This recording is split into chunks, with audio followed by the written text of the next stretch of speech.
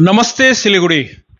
आज फिर हम चौथे सप्ताह में पहुंच चुके हैं इस कार्यक्रम के। और आज फिर जैसा कि लगातार हमारे साथ मेहमान जुड़ते हैं इस कार्यक्रम में, आज फिर से हमारे साथ सिलीगुड़ी के ही एक मेहमान जुड़े हैं, संजीत शाह। संजीत जी, आपका स्वागत है। नमस्कार। तो संजीत जी का छोटा सा परिचय दे दूं। जैसा कि हमारी परंपरा रही है कि हमारे जो मेहमान होते हैं उनका एक परिचय दिया जाता है, उनके बारे में एक ब्रीफ दी जाती है। संजीत जी पूर्व अध्यक्ष हैं सीआईआई के, और साथ ही मैं ये भी बता दूं कि बहुत ही एक महत्वपूर्ण पोस्ट पर भी संजीत जी हैं, जो कि micro and small enterprise facilitation council के मेंबर भी है, जो कि गवर्नमेंट ऑफ वेस्ट बंगाल के तहत यह संस्था कार्य करती है। संजीत जी बचपन से ही सिलीगुड़ी में रहते हैं और इनकी पढ़ाई लिखाई भी यहीं हुई है। तो संजीत जी से सबसे पहला हमारा जो सवाल या सुझाव होगा, वह आप जानते हैं कि हम किस बारे में बात कर रहे हैं। हमारा सबसे पहला सवाल और सुझाव रहता है सिलीगुड़ी का ट्रैफिक। सिलीगुड़ी के ट्रैफिक में जब भी जो हमारे यहाँ पर आते हैं उनसे हम ये सवाल जरूर पूछते हैं, क्योंकि उन्हें कितना समय लगा ये हम जानने की कोशिश करते हैं, और ये समाधान भी हम उनसे पूछने की कोशिश करते हैं। आखिर कहीं ना कहीं तो जान छूटे इस जंजाल से, इस ट्रैफिक के जंजाल से। तो संजीत जी, जो हमने कहा, आप उससे कितना सहमत है सिलीगुड़ी के ट्रैफिक से? 100% सहमत हूँ, क्योंकि ये सिलीगुड़ी में ऐसा कोई भी बासिंदा नहीं है जो कि इससे परेशान नहीं है। और सिलीगुड़ी में एक भी ऐसा व्यक्ति नहीं मिलेगा जो कि चाहता है कि ये ट्रैफिक से चले। तो कोई बस पसंद नहीं करेगा, ये तो श्योर है। मैं भी पसंद नहीं करता हूँ ये ट्रैफिक जैम जो है। समाधान क्या हो सकता है आपकी निगाह में इसका? समाधान तो देखिए काफी सारा, मैं समाधान देने वाला ऐसा कुछ नहीं हूँ। फिर भी अगर आप एक नागरिक के तौर पे एक राय तो दे ही सकते हैं कि हाँ ये हो सकता है, ये आपके दृष्टिकोण में आता है कि ऐसा हो। हाँ, ये देखिए, मुझसे ज्यादा सोचने वाले जो भी आदमी, जो भी पोस्ट, जो भी ऑफिसर्स है, उनके वो तो पोस्ट में बैठे हुए हैं। फिर भी मेरे हाथ में पावर होता, अगर मैं कर सकता तो करने के लिए बहुत कुछ है। मैं आपको टोकूंगा, जो पोस्ट पे बैठे हुए हैं उनके पास समय नहीं है, इसलिए हमें यह कार्यक्रम करना पड़ रहा है। देखिए, इस कार्यक्रम के माध्यम से मैं किसी को छोटा या किसी को बड़ा नहीं कर रहा हूं। अगर हमारे दिली इच्छा हो, दिल में एक तहे दिल से एक इच्छा हो कि हम इसके किसी भी समस्या का समाधान करें, तो हमें लगता है कि कोई ऐसा मुश्किल कार्य नहीं है जिसे संभव नहीं किया जा सकता। इसलिए हम इस कार्यक्रम में बुलाते हैं लोगों को और समाधान की बात करते हैं। ये समय नहीं है, ये भी बात मानूंगा नहीं मैं। आपको भी टोक रहा हूँ, मानूंगा नहीं। हो सकता है उनका कुछ प्रॉब्लम है, दूसरा परेशानी है, यहाँ इस तरफ नजर उनका नहीं है। क्योंकि उनका जो जान वाहन चलता है, उनका जो गाड़ी चलता है, वो उनका गाड़ी ट्रैफिक में कभी भी रुकता नहीं है। हमारा ही गाड़ी जो है ट्रैफिक में रुकता है, तो इसका परेशानी हमें तो बहुत ज्यादा होता है। तो मेरे हाथ में अगर पावर होता, मैं अगर करने का कुछ होता, तो ऑब्वियसली, क्योंकि वो जाम में फंसा हुआ या रास्ते में निकला हुआ कोई भी आदमी, कोई भी सिटीजन को ये पसंद नहीं है कि ट्रैफिक जाम में वो फंसे। तो आप अगर प्रॉपर नियम बनाएंगे तो ऐसा नहीं है कि कोई मानेगा नहीं। कोई भी ऐसा आदमी पकड़ के दिखाइए कि जो बोलेगा कि नहीं, मुझे ट्रैफिक नियम मानना नहीं है। आप एक नियम बनाएंगे, उसको प्रॉपरली इंप्लीमेंट करेंगे, तो लोग ऑब्वियसली मानेगा। क्योंकि कोई नहीं चाहता है कि ट्रैफिक में फंसे, उनका टाइम बर्बाद हो, काम खराब हो, और हमारा जो प्यारा सिलीगुड़ी टाउन, इतना सा सुंदर टाउन है, उसका भी नाम बाहर के जो लोग आ रहे हैं, जो भी टूरिस्ट आ रहे हैं, उनके पास बदनामी हो। तो सबसे पहले ये एक प्रॉपर ट्रैफिक रूल और सिस्टम बनाने से मेरे ख्याल से इसको डेवलप काफी इजीली डेवलप किया जा सकता है। और अगर हम नागरिकों की बात करें, सिविक सेंस की बात करें, तो किस तरह से सोचते हैं आप कि जो अवैध तरीके से जो दखल किया गया जो जगह है, जो रास्ते हैं, जो फुटपाथ है, या जो सड़क है, जो पार्किंग के लिए है नहीं फिर भी अलॉट की गई है, जिस जगह को यूज कर रहे हैं लोग, बेदखल कैसे किया जा सकता है, या उन लोगों की सोच को कैसे ठीक कर सकते हैं? देखिए, आप मेरे को फंसा रहे हैं कोई कि ऐसा कुछ कमेंट कर दूं। मैं कोई पॉलिटिकल आदमी नहीं हूं, फिर भी मुझे लगता है कि इतना तो बोलना चाहिए। तो हम सब देख रहे हैं, जनरल आदमी, जनरल पब्लिक जो सब देख रहे हैं, सब समझ रहे हैं। फिर भी ये रास्ते में इतना अवैध फुटपाथ का ठेले, दुकान, अवैध पार्किंग, कचरा फेंकना रास्ते में, ये तो सिविक सेंस का तो है ही, लेकिन इसके साथ साथ कुछ पॉलिटिकल विलिंगनेस, जो इच्छा, जो जिसके हाथ में पावर है, उनका जो ये साफ करने का तरीका, ये सिस्टम में कहीं ना कहीं उनका कुछ कमी तो है ही। तो यहाँ पे मेरे ख्याल से जरूरत है एक सख्त और स्ट्रिक्ट कुछ रूल लाना, जिसमें पेनाल्टी ये सब कुछ चालू होने से तभी अच्छी तरीके से लोग इसको फॉलो करना चालू करेंगे। हमारा कंट्री ऐसा ही है कि एक कहीं पे लोगों का उसमें आनंद मिलता है कि कहीं पे कुछ रूल्स है। स्कूल में बचपन में भी हम किया करते थे शायद, रूल तोड़ने का एक हमारा अपना ही कुछ आनंद मिलता है। तो ये रूल, जैसे कि आप अगर देखेंगे, आप भी बचपन में ट्रेन में ट्रैवल किए होंगे, तब ट्रेन में ना विदाउट टिकट का काफी सारा परसेंटेज में, ज्यादा परसेंटेज में पैसेंजर मिलते थे। हम मैं भी अभी ऐसे बोल सकता हूँ कि मैं भी जो इंटरव्यू देने के लिए जाते थे कोलकाता में, टिकट का पैसा नहीं था या टिकट का पैसा बचाना है, तो मैं भी थोड़ा इधर उधर करके बिना विदाउट टिकट ट्रेन में ट्रैवल कर चुका हूँ। लेकिन अभी क्या हुआ है, गवर्नमेंट का, रेलवे डिपार्टमेंट का इतना स्ट्रिक्ट उनका पॉलिसी हो गया, विजिलेंस चेकिंग इतना कुछ हो गया।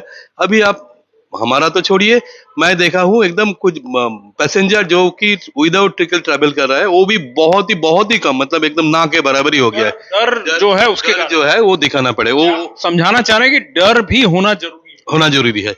एक घटना के बारे में याद आ रहा है मेरा। फर्स्ट टाइम जब चाइना गया था 2012 में, एक मौसम बहुत, मतलब -4 डिग्री टेम्परेचर, यू बोल के एक टाउन था, उसमें हम पहुंच ही रहे थे गंजाओ से ट्रैवल करके, रात भर ट्रैवल करके, 4 घंटा ट्रैवल करने के बाद, तब रात को 4 बजा हुआ था। एक ट्रैफिक पॉइंट, सुनसान ट्रैफिक पॉइंट, कोई नहीं है। गाड़ी को हमारा लेफ्ट में टर्न लेना था। लेफ्ट में तो ऑटोमेटिकली ऐसे भी टर्न लिया जा सकता है, नहीं, उनका वहाँ राइट में लिया जा सकता है, हमारे यहाँ लेफ्ट में। तो मैं देखा कहीं पे कोई नहीं है, ड्राइवर देखा वहां पे लाल सिग्नल है, उसमें ड्राइवर रुका हुआ है। 3-4 मिनट हो गया, ड्राइवर तभी भी रुका हुआ है। मैं उनको इंग्लिश में बोला कि भाई चलो ना, बाएं तो वो तो खाली है, कोई भी नहीं है, हाँ चलो ना, चलते हैं। ड्राइवर मेरे को दिखाया वो कैमरा, तब 2012 से, हाँ वहाँ पे कैमरा लगा हुआ है, हर एक ट्रैफिक पॉइंट में कैमरा उनका लगा हुआ है, हर एक 2-3-4 किलोमीटर के बाद एक एक कैमरा, वो एक नहीं, 8-10-15 कैमरा चारों तरफ लगा हुआ है।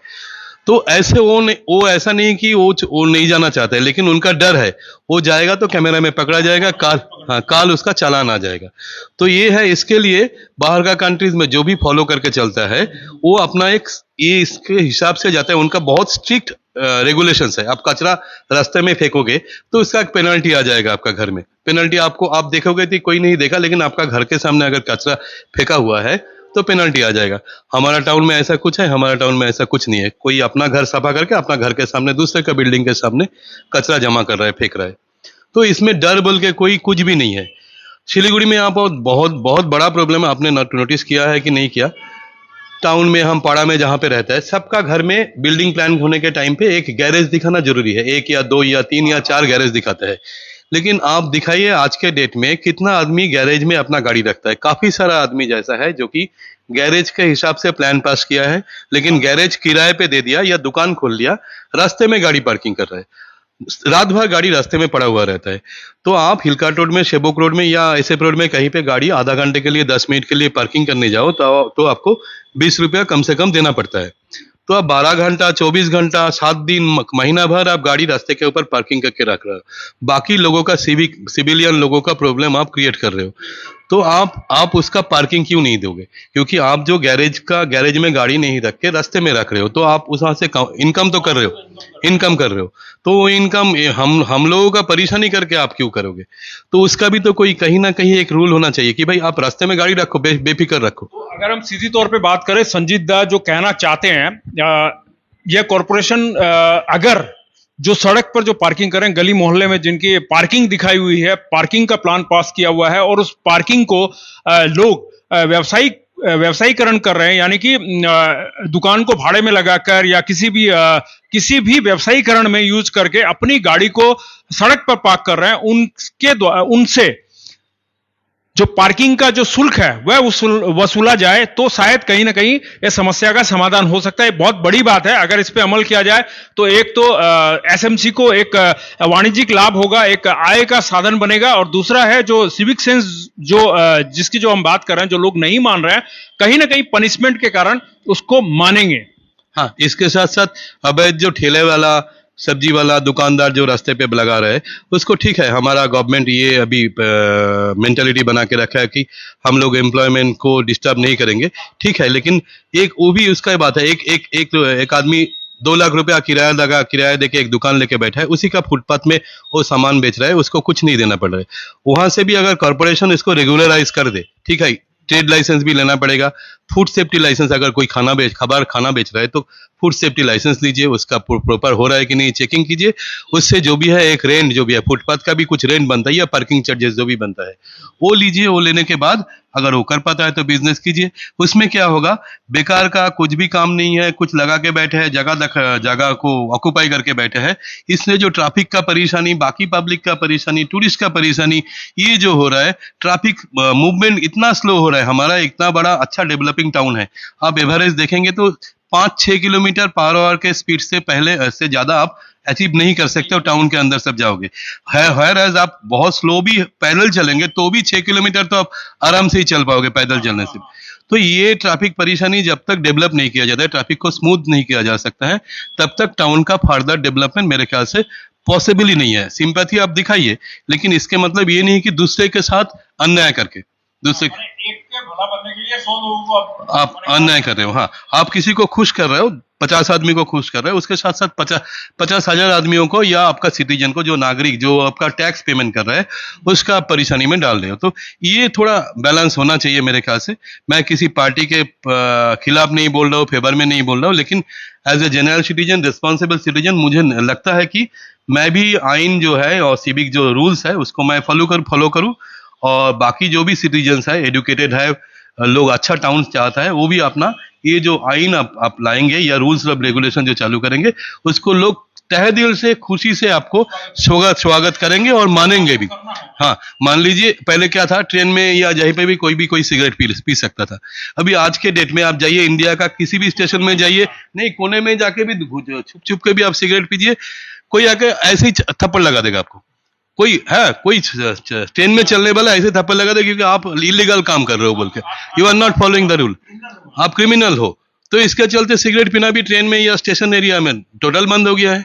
तो आप जब तक कुछ नहीं इम्प्लीमेंट नहीं करोगे, लोग इसको अपना राइट मान लेते हैं, जो ये मर्जी करो, कोई प्रॉब्लम नहीं है, कोई रोकने वाला नहीं है, कोई टोकने वाला नहीं है, ऐसे ही करेंगे हम। दादा एग्जाम्पल के लिए बता दूं, सिगरेट की जो बात की, हम लोग जाते रहते हैं, जैसे हमारा जो पड़ोसी राज्य है सिक्किम की अगर बात करें, तो वहां पर जाकर लोग खुलेआम, मुझे लगता है सिगरेट नहीं पी सकते हैं। वहां पर बहुत कड़ा कानून। हाँ, और वहां गंदगी के लिए हाँ, मैं देखा था लेडीज कोई टीम बना हुआ है, सिलीगुड़ी में भी जैसे बाघिनी बोल के एक टीम बना हुआ था, ऐसे टीम उनका बना हुआ है। कोई भी पी रहा है, कहाँ से वो किसी से खबर भी मिल जाता होगा, इनको खबर मिलता है बाइक लेके, हाँ, कैमरा और इन्फॉर्मर या दुकानदार ही खबर दे देता है, ऐसा कुछ होगा तो आके बाइक लेके खड़ा हो जाता है आगे में, उसके साथ साथ पेनल्टी चालान जो भी है वो कट लेता है।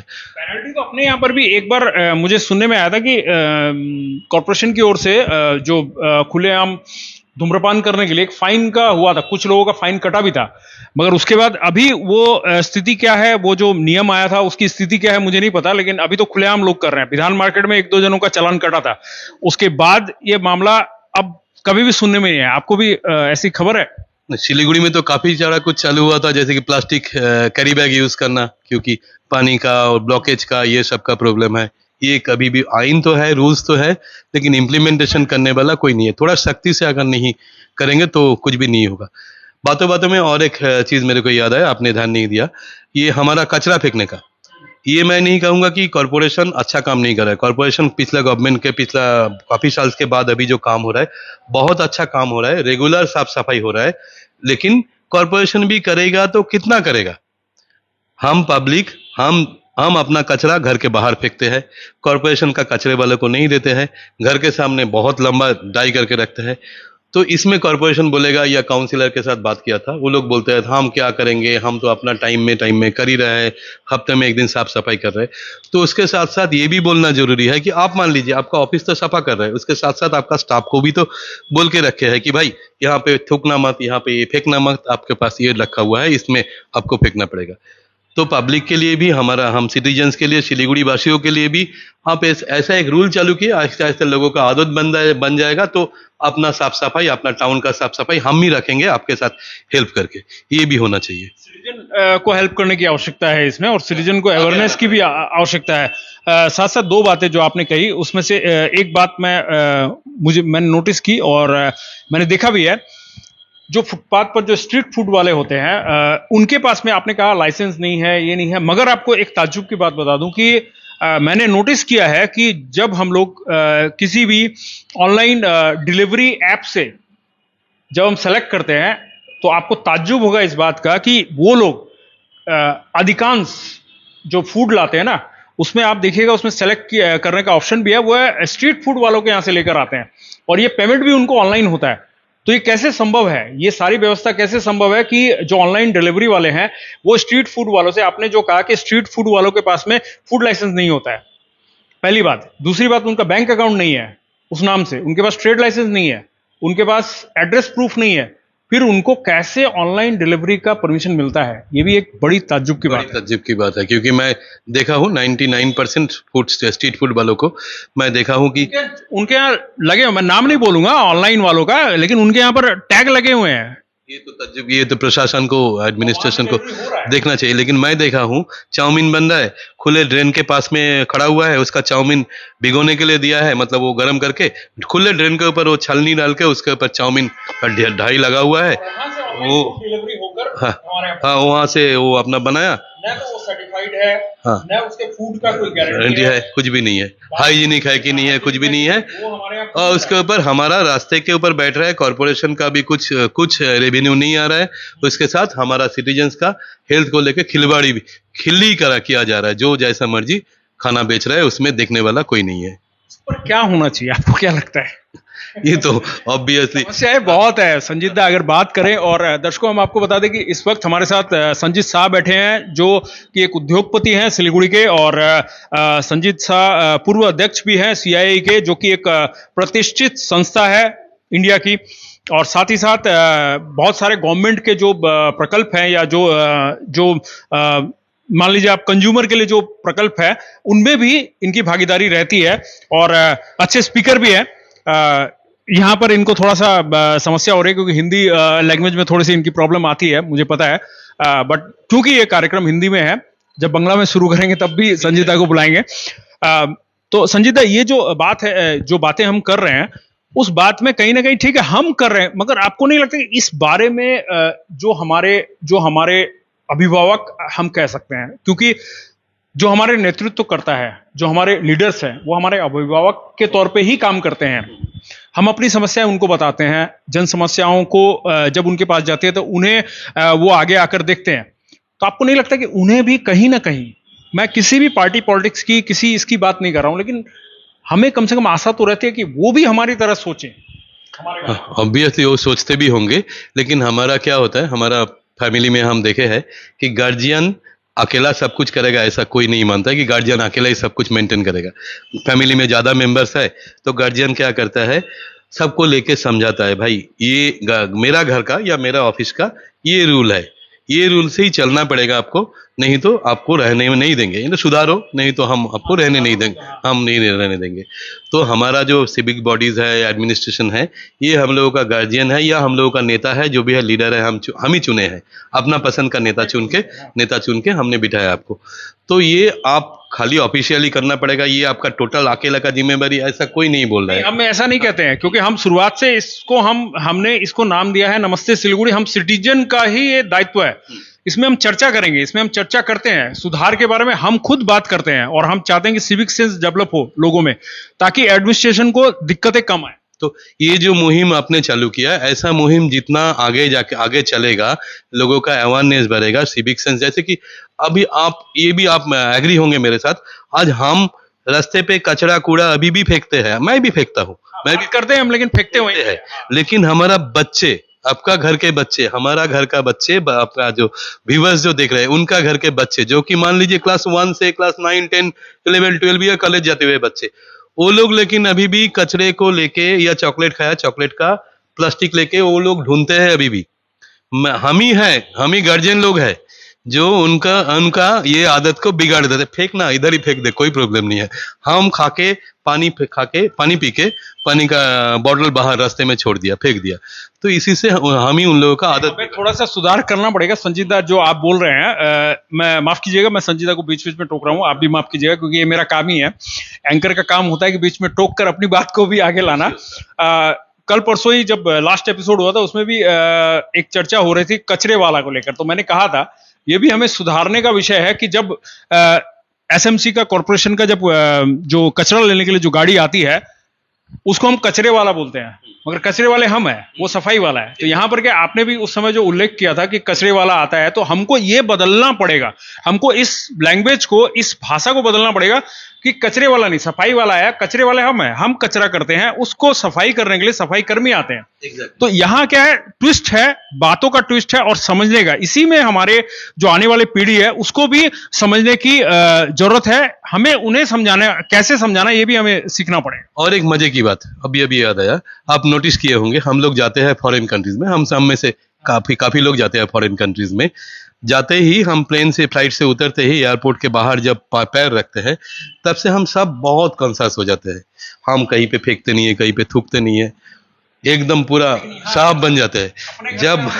जब हम वहीं से पूरा सावधानी से कचरादानी में कचरा फेंक रहे हैं, हाँ कहीं पे थूक नहीं रहा है। लेकिन जब रिटर्न आ गया, इंडिया में पैर रखा, उसके साथ साथ हम यहीं पे गुटखा फेंकना चालू किया, वहाँ पे थूकना चालू किया, प्लास्टिक और जो भी है कचरा कहीं पे फेंकना चालू किया। तो मेरा कहने का मतलब यही है कि भाई थोड़ा देश का कानून तो है, कानून को इम्प्लीमेंट करने वाला, डर दिखाने वाला कोई अगर नहीं होगा तब कोई कुछ मानेगा नहीं। जैसे कि हमारे यहाँ पे डर है कि किसी को मर्डर कर दो या चोरी कर दो तो उसका फांसी होने का चांसेस है। तो इसके चलते ये डर जो है, इस डर के चलते लोगों का जो ये चोरी जो भी है, इलीगल काम, ये सब उसका थोड़ा कंट्रोल में रहता है।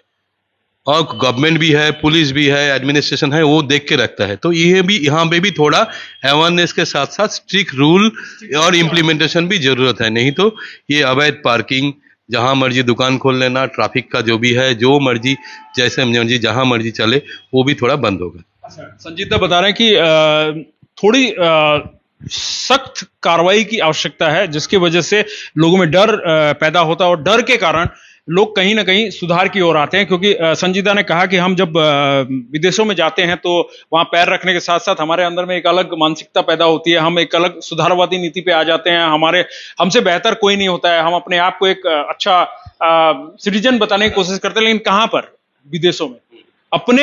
अपने देश में हम अच्छा सिटीजन बनने की कोशिश कम करते हैं और बाहर जाकर हम ज्यादा कोशिश करते हैं। यह नहीं होना चाहिए, दोहरी मानसिकता नहीं होनी चाहिए। हमें अपना देश भी साफ सुथरा रखना है, क्योंकि अगर हमारी गंदगी रहेगी तो बाहर से जो लोग आएंगे वो भी यहाँ गंदगी फैला के जाएंगे। इसका एग्जाम्पल है बहुत बड़ा कि जब हमारे पड़ोसी राज्य से लोग आते हैं, वहां काफी साफ सुथरा रखते हैं, लेकिन जैसे वो यहाँ पहुंचते हैं, चाहे वो ट्रैफिक की बात करें, अपने जो गाड़ी के परिचालन की बात करें, उनकी सब चीजों में रफ हो जाते हैं। वो हर चीज, वहां कचरा नहीं फेंकते, लेकिन यहाँ कचरा फेंक देते हैं, क्योंकि यहाँ पर लोग मानते हैं, यहाँ लोग देखकर भी कुछ नहीं बोलते हैं। नहीं, ये दायरे को थोड़ा छोटा कर लेते हैं। आप पहले फॉरेन कंट्रीज का बात कर रहे थे, अभी हमारा कंट्री में आ जाइए। एयरपोर्ट में जाइए, कोई भी एयरपोर्ट, हमारा बागडोगरा छोटा सा एयरपोर्ट है, या बाकी बड़ा एयरपोर्ट तो छोड़िए, या मेट्रो रेल का स्टेशन में चले जाइए, हम ही वहां पे जाके कुछ नहीं करते, एकदम साफ सुथरा रहते, डर के मारे रहते हैं। तो बाकी रेलवे में कुछ कर लेते हैं, अब बाकी बाहर आके तो खुला है, जो मर्जी करो।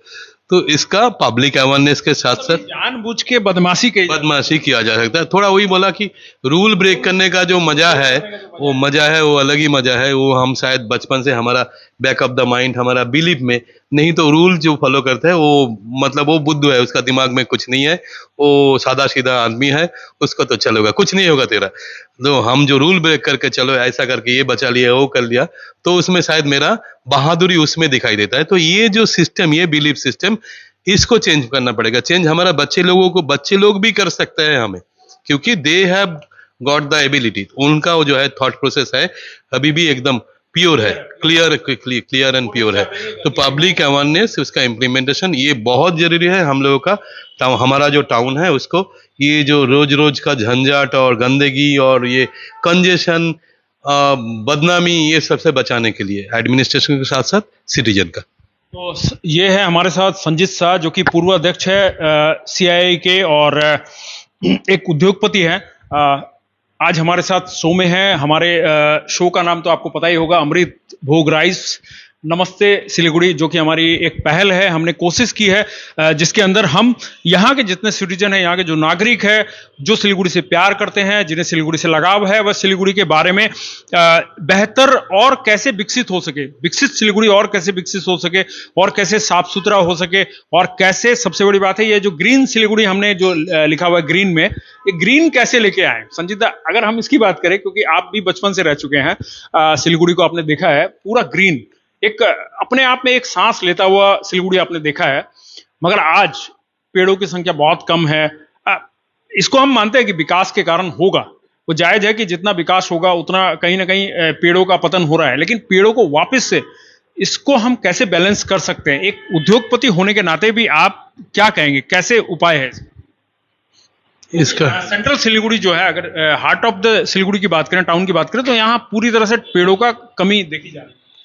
एक तो मेरे ख्याल से एक पॉलिटिकल विल तो है ही, उसके साथ साथ एजुकेशन एंड एम्प्लॉयमेंट, ये एम्प्लॉयमेंट बहुत जरूरी है हमारा ग्रीनरीज को बचाने के लिए, क्योंकि आपको भी पता है, मुझे भी पता है, बचपन से मैं देखा हूँ, 50 साल से ज़्यादा सिलीगुड़ी में, मेरा जन्म ही इसी टाउन में हुआ था, तो तब देखा था जब बरसात के सीजन में 15-15 दिन एक साथ में बारिश हो ही रहा है चारों तरफ। हाँ, आपका ऑफिस जहाँ तक है, सेबक मोड़, पानी टंकी मोड़ से निकलते ही ग्रीनरीज।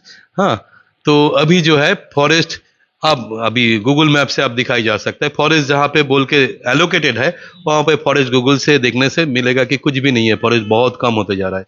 बचपन से देखे थे ट्रक भर भर के रेगुलर फॉरेस्ट कटिंग हो रहा था, फॉरेस्ट काट के निकल रहा था। अभी भी इलीगल एफॉरेस्टेशन जो भी है हो रहा है, जंगल काट के निकाला जा रहा है, रेगुलर स्मगलिंग हो रहा है।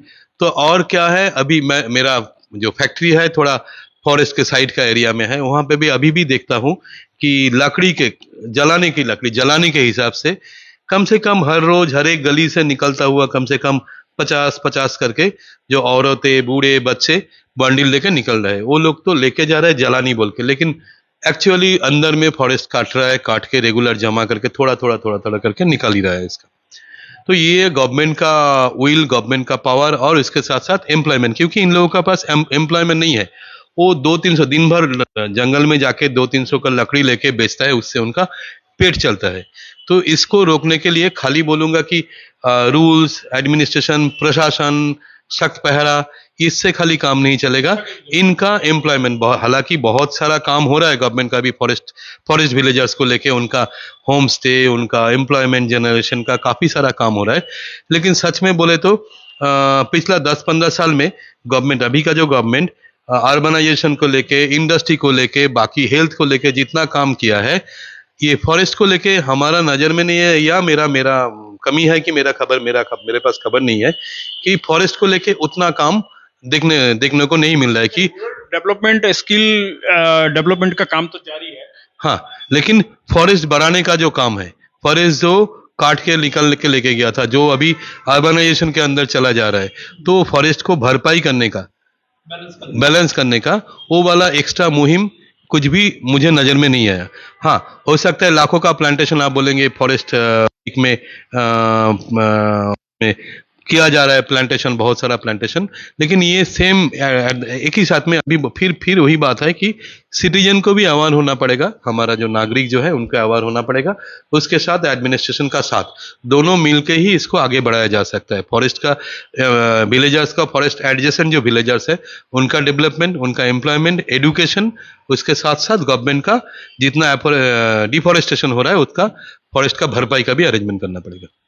आप भी जैसे सीआईए के पूर्व अध्यक्ष हैं, मेंबर भी हैं, और आप उद्योगपति भी हैं, तो आप बहुत सारी संस्थाओं से, सामाजिक संस्थाओं से भी जुड़े हुए हैं, तो आप लोग भी क्या कोई ऐसा प्रयास कर रहे हैं फॉरेस्ट के लिए, मतलब प्लांटेशन के लिए? हम लोग Siliguri Lions club of Siliguri का अभी लायंस क्लब में हमारा कम से कम 110 क्लब्स है। तो इसमें हम अलग अलग मुहिम, सामाजिक न्याय के ऊपर, सामाजिक हेल्प के लिए हम लोग बहुत सारा प्रोग्राम लेते हैं। उसमें लोगों का खाना बांटना, एम्प्लॉयमेंट, लोगों को पढ़ना लिखना सिखाना, सिलाई का भी सिखाना। इसके साथ साथ साल में एक टाइम पे हम प्लांटेशन का भी 110 क्लब, 120 जो भी जितना क्लब है, सब अपना हिसाब से, अपना कैपेसिटी में, अपना फाइनेंस में फॉरेस्टेशन का, प्लांटेशन का काम करते हैं। लेकिन ये तो 110 क्लब का मान लीजिए 3-3,500 मेंबर, मान लीजिए हर एक क्लब 20-20 करके या 50-50 करके प्लांटेशन किया है। लेकिन उसके बाद का, जैसे कि गवर्नमेंट का भी प्लांटेशन जो होता है वो वीक में हुआ, प्रेस गया, मीडिया गया, बड़ा ऑफिसर आया, सबने पौधा लगाया। लगाने के एक हफ्ता बाद या एक महीने के बाद कितना प्लांट सरवाइव करता है उसका किसी के पास खबर नहीं होता है। तो लायंस क्लब की तरफ से हमारा एक प्लांटेशन का एक प्रोग्राम एजेंडा रहता है, जो कि हर एक जो क्लब्स है वो हर एक क्लब करते रहते हैं। लेकिन उसका भी वही हालत है कि हमारा उसका बाद का हर साल का भागा दौड़ी का जिंदगी, सब अपना अपना काम में बिजी रहता है, उसका मेंटेनेंस और देखभाल बाद में शायद नहीं होता है। तो इसमें जितना होना चाहिए था उतना नहीं है। अल्टीमेटली जितना काटा जा रहा है उतना बोया नहीं जा रहा है। तो Siliguri is losing its green day by day, every day. तो ये तो हम पर्यावरण से रिलेटेड बात कर रहे थे। संजीत दा, क्योंकि आप एक उद्योगपति हैं, उद्योग के क्षेत्र में आपने बहुत सारी चीज़ों को देखा भी है, आपको क्या लगता है कि वहाँ और क्या गुंजाइश है उद्योगपतियों के लिए, या फिर उद्योग को और डेवलप करने के लिए अपने इस जोन में क्या संभावनाएं हैं जिन पे अभी तक सोचा नहीं गया? नहीं, इसमें तो मैं एकदम बहुत पॉजिटिव हूँ। लोग बोलते हैं कि मैं आई एम पॉजिटिव मैन। हमेशा सब कुछ में मैं पॉजिटिविटी ढूंढ के निकलता हूँ। लोग बोलते हैं सिलीगुड़ी, नॉर्थ बंगाल कुछ भी नहीं होगा, यहाँ पे ये नहीं है, वहाँ पे वो नहीं है। लेकिन ये नेगेटिव सोचने वालों का काम है, जो दिन रात उनका काम है या उनका बिलीफ सिस्टम में बैठ गया है कि यहाँ पे कुछ नहीं होगा। लेकिन पॉजिटिवली सोचिए तो बहुत सारा अपॉर्चुनिटी है। मैं तो बोलूंगा कि यहाँ वर्जिन मार्केट है, ग्रीन मार्केट है। जो भी करेंगे, मन लगा के करेंगे, वो तो कर सकते हैं। कुछ भी इंडस्ट्री हो सकता है उसमें। अभी स्पेशली 1-2-4 का नाम बोलेंगे, अभी इस मोमेंट में बोलना मुश्किल है। लेकिन आप सोचेंगे कि प्रॉपरली ये हो सकता है, क्योंकि बाहर से हम सिलीगुड़ी में, नॉर्थ बंगाल में, it's self a big market, क्योंकि हम बांग्लादेश को कैटर करते हैं, हम नेपाल को कैटर करते हैं, हम भूटान को कैटर करते हैं, हमारा नॉर्थ ईस्ट इंडिया हम यहाँ से कैटर करते हैं। तो अब देखिए कितना सारा प्रोडक्ट यहाँ से बाहर हम बेचते रहते हैं, ट्रेडिंग करते हैं। तो उसी का कुछ भी प्रोडक्ट उठाइए, मन लगा के टोटल प्रोफेशनली चलाइए। अपॉर्चुनिटी काफी है, बहुत लोगों से ज्यादा अच्छा चला सकता है सिलीगुड़ी के, because we have got a ready market.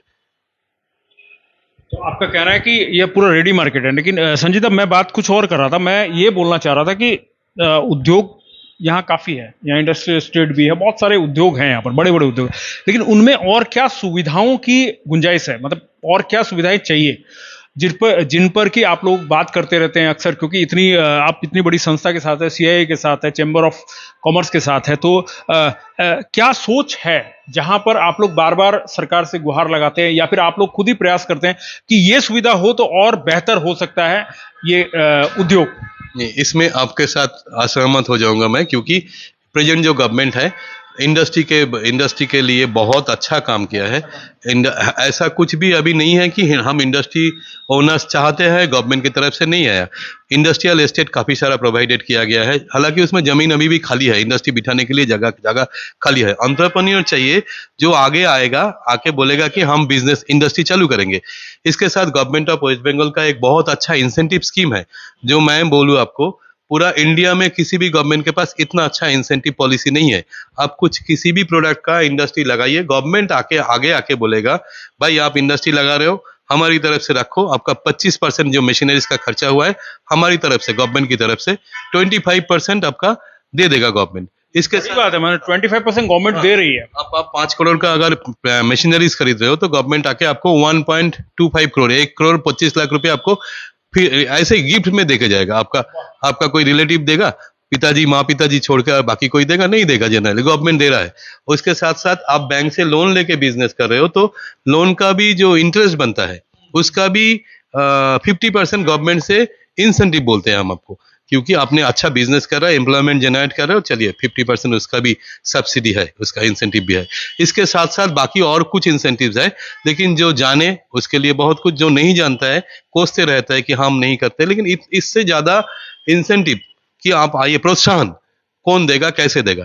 तो मेरा हिसाब में एक चीज का कमी है गवर्नमेंट का, अभी इसमें आगे आना चाहिए।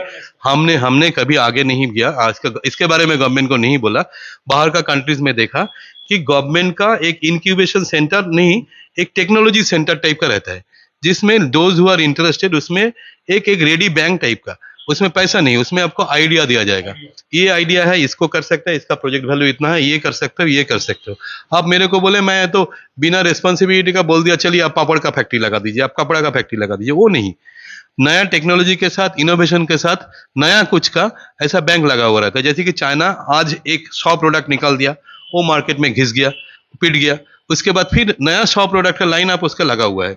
नया कुछ फैक्ट्री वो नया प्रोडक्ट बनाने के लिए सोच में लगा हुआ है। आप इसको घिस दिए, मतलब खत्म कर दीजिए, कॉपी करना चालू कीजिए, वो दूसरा प्रोडक्ट चालू कर देगा। रिसर्च करके ये टेक्नोलॉजी ओरिएंटेड अगर एंटरप्रेन्योर को डेवलप किया जाएगा तो टेक्नोलॉजी, जो एंटरप्रेन्योर जो पैसा लगाएगा अपना माँ पिताजी का या सेव किया हुआ, अर्निंग किया हुआ बहुत कष्ट का कमाई जो लगाएंगे इसमें, उसका थोड़ा क्या मिल जाएगा, रिस्पॉन्स नहीं, एश्योरेंस मिल जाएगा, एश्योरेंस मिल जाएगा, हम सक्सेसफुल हो जाएंगे, ये सपोर्ट जो है। तो ये काफी गूढ़ बातें हमें संजीत दा से जानकारी मिली है कि पश्चिम बंगाल सरकार जो है वह उद्योगपतियों के लिए, जो उद्योग लगाना चाहते हैं उनके लिए काफी कुछ फैसिलिटी दे रही है, जिसके बारे में कि उन्हें इंटरेस्ट लेकर जानने की आवश्यकता है।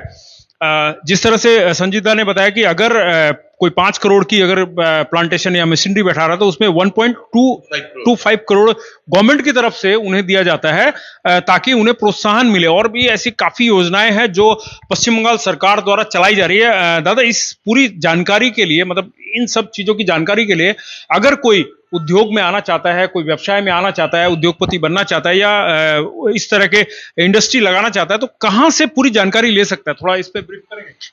देखिए, इसका तो बहुत अच्छा एक जगह है, क्योंकि एक नहीं 2-3 जगह है। सिलीगुड़ी ऐसा एक टाउन है, ऐसा इंपॉर्टेंट टाउन है, यहाँ पे इंडस्ट्री और बिजनेस का बहुत सारा चेंबर्स है, एसोसिएशंस है, जिसमें तो एक मेन है कॉन्फेडरेशन ऑफ इंडियन इंडस्ट्री, दो पूरा इंडिया का सबसे एक बड़ा ऑर्गेनाइजेशन, जो कि हाँ इंडियन चेंबर ऑफ कॉमर्स, जो कि हाँ 2 इंडस्ट्री एजेंसी है। उसके बाद लोकल जो भी है, जो ऑलरेडी इंडस्ट्रीज में जुड़े हुए हैं, वो लोग भी है। DIC, डिस्ट्रिक्ट इंडस्ट्री सेंटर, ये है MSME डिपार्टमेंट के साथ भी, और ऑनलाइन भी काफ़ी सारा वेबसाइट्स है, जिसमें जाके शिल्पो साथी बोल के एक वेबसाइट है गवर्नमेंट ऑफ वेस्ट बंगाल का, उसमें जाके भी काफ़ी सारा इनका जानकारी मिल सकता है। और ये आपने जो बोला ICC एंड CII, दोनों में अपना विंग्स है। जो भी एंटरप्रेन्योर, नया एंटरप्रेन्योर अपना काम करना चालू कर चाहता है, उसका हैंड हेल्ड सपोर्ट देने के लिए एक उनका भी विंग्स है। उनके साथ कम्युनिकेट करने से ये इनिशियल जो है सपोर्ट आपको कोई ना कोई मेंबर आपको दे देगा। तो वहां से आपको जानकारी मिल सकती है। ICC और CII की दो जो चेंबर की संस्थाएं हैं, चेंबर ऑफ कॉमर्स की संस्थाएं हैं, उनके द्वारा आपको सहायता मिल सकती है। अगर आप उसमें मेंबर बनते हैं तो वहां से आपको ये सब जानकारियां बहुत सरल तरीके से मेंबर बनना पड़ेगा। ऐसा भी जरूरी नहीं है कोई नया एंटरप्रेन्योर है जिसका भी इंडस्ट्री चालू नहीं है, हुआ नहीं है, ये जो पुराना एस्टेब्लिश एंटरप्रेन्योर है वो आगे आके ऐसे ही करेगा आपको, without any fees, consultancy fees guide करेगा। ये हम लोगों का जिम्मेदारी बनता है, क्योंकि अगर हमने कुछ किया है, सही तरीके से कर पा रहा है, कोई अगर आके आपसे रास्ता पूछे, उसके लिए तो आप पैसा नहीं मांग सकते हो, आप नहीं बोल सकते कि हमारा मेंबर हो जाए। ये अगर होगा तो ये गलत होगा, लेकिन इसका कोई चार्जेस भी कोई नहीं लेगा, आराम से, गर्व से, प्यार से दिखा देगा।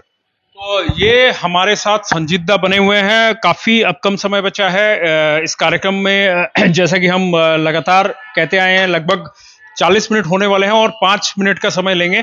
संजीत दा, क्योंकि आप हमारे यहाँ पर आए हैं तो हम हर जो भी मेहमान आते हैं उनसे ये जरूर पूछते हैं कि दादा, हमारे यहाँ पर स्टेशन की आवश्यकता है, रेलवे स्टेशन की, आपको लगता है? हमारा सिलीगुड़ी का जिसमें नाम हो। सिलीगुड़ी का अभी नया रेलवे स्टेशन है, ये तो बहुत बड़ा डिसीजन।